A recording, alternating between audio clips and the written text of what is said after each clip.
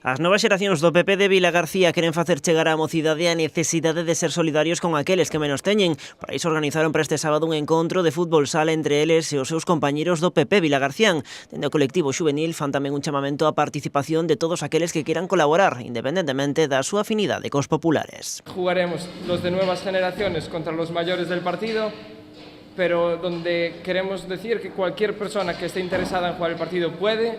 Se pone en contacto con nosotros a través de las redes o los que nos conozcan a través del número personal. O partido que se vai celebrar en Fonte Carmoa ten un fin solidario, reunir alimentos non perecedoiros para o comedor de Cáritas de Vilagarcía.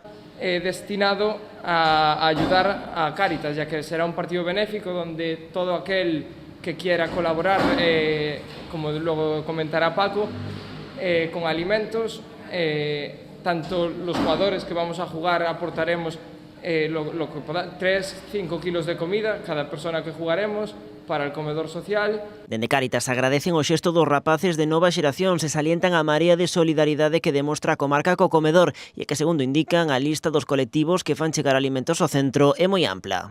Foron os bomberos, foron os equipos de fútbol da illa, todos os colexios da zona, todos os colexios, institutos e pois todos fan a súa. O máis bonito de todos foi cando viñeron outro día os de Bagalume, os neniños pequenos que chegaron aquí, chegaron a pé traéndoos eles, outros tamén como as filipenses tamén o traen eles aquí para que vexan, que é importante que vexan para onde ven, non?